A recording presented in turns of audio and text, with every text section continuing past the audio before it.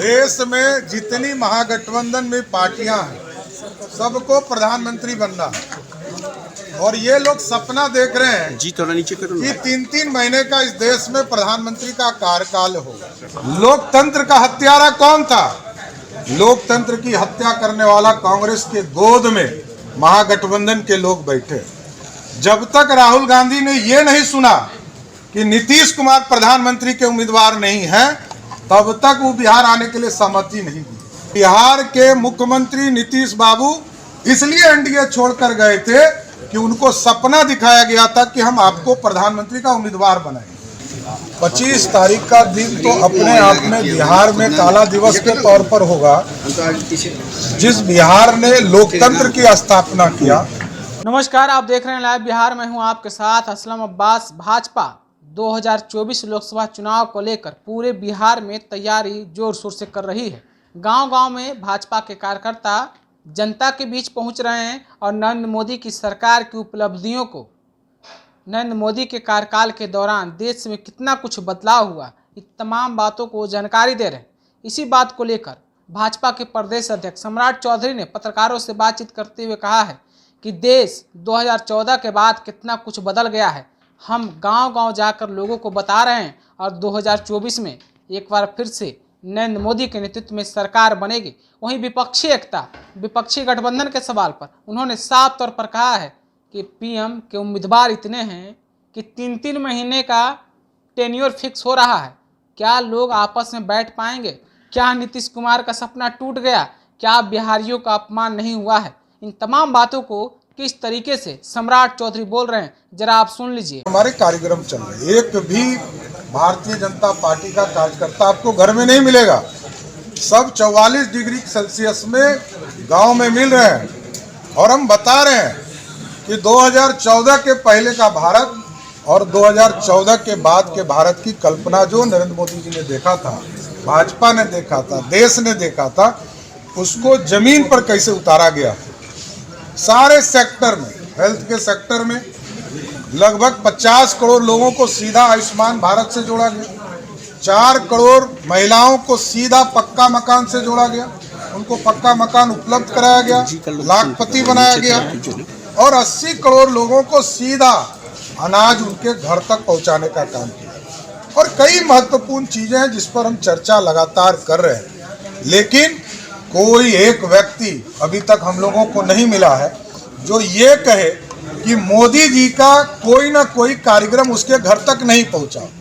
चाहे वो वैक्सीन हो, जब दुनिया ने किसी ने वैक्सीन नहीं दिया तो भारत ने, नरेंद्र मोदी जी की सरकार ने एक एक व्यक्ति को देश में वैक्सीन पहुंचाने का काम किया। विपक्षी दल की जो बैठक है, क्या लग रहा है उस बैठक सफल हो पाएगा? ये बैठक करने के लिए सभी लोग स्वतंत्र हैं, लेकिन जिस आपातकाल की चर्चा भी नरेंद्र मोदी जी, आदरणीय प्रधानमंत्री जी ने किया, वो स्पष्ट है। लोकतंत्र का हत्यारा कौन था?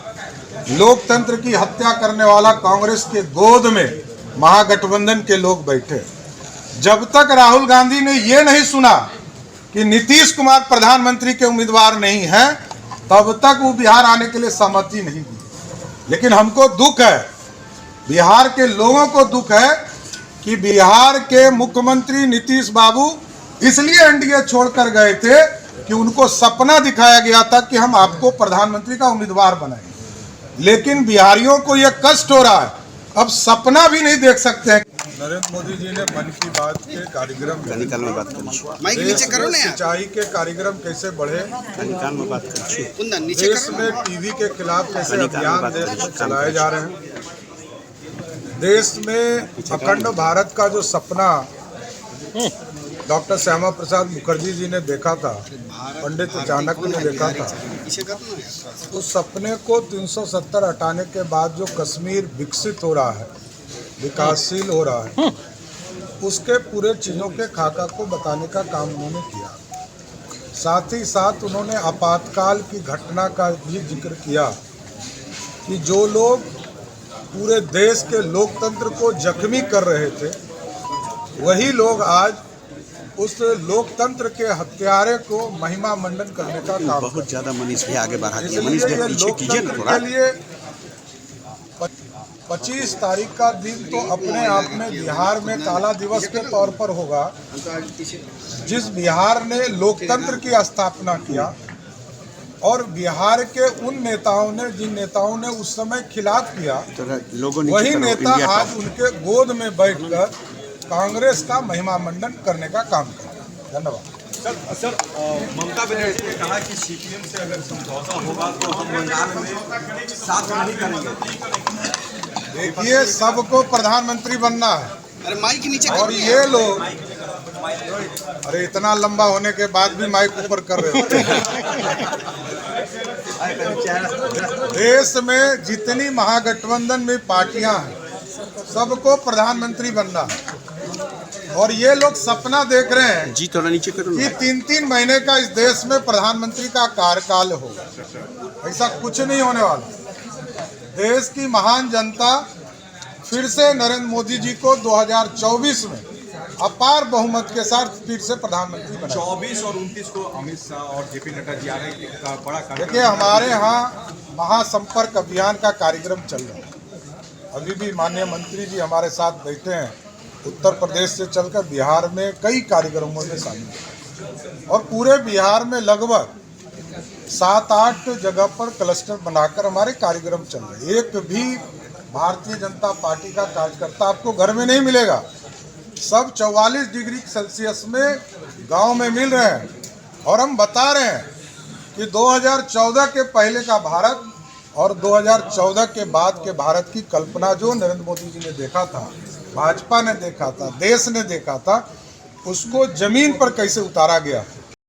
तो आपने सुना है किस तरीके से सम्राट चौधरी बोल रहे हैं कि क्या गठबंधन और विपक्षी एकता की जो बात हो रही है, जिस तरीके से सभी पार्टियां बोल रही है। एक तरफ ममता बनर्जी बोल रही हैं कि अगर सीपीएम गठबंधन में होगी तो वो उसका हिस्सा नहीं होंगे। दूसरी तरफ मायावती पहले ही बाहर हो चुके हैं।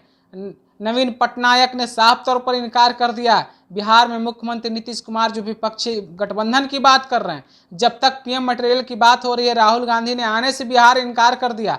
अब देखिए शायद 23 जून को राहुल गांधी आएंगे भी या नहीं आएंगे। जदयू की तरफ से साफ तौर पर इनकार कर दिया गया है कि नीतीश कुमार पीएम मटेरियल नहीं है। तो आप समझ लीजिए विपक्षी एकता की बात किस तरीके की हो रही है। वहीं सवाल आपने खुद सुना है जेपी नड्डा के बिहार दौरे को लेकर, अमित शाह के दौरे को लेकर क्या कुछ सम्राट चौधरी ने कहा है, आपने सुना भी है। आप 2024 लोकसभा चुनाव से पहले विपक्षी एकता, भाजपा की तैयारी, गाँव में भाजपा कार्यकर्ताओं का मूवमेंट, इन तमाम बातों को लेकर आप अपनी राय हमें ज़रूर पहुंचाइए। दूसरी खबर के लिए बने रहिए लाइव बिहार के साथ। आपका बहुत बहुत शुक्रिया। लाइव बिहार यूट्यूब पर सब्सक्राइब और फेसबुक पर लाइक जरूर करें।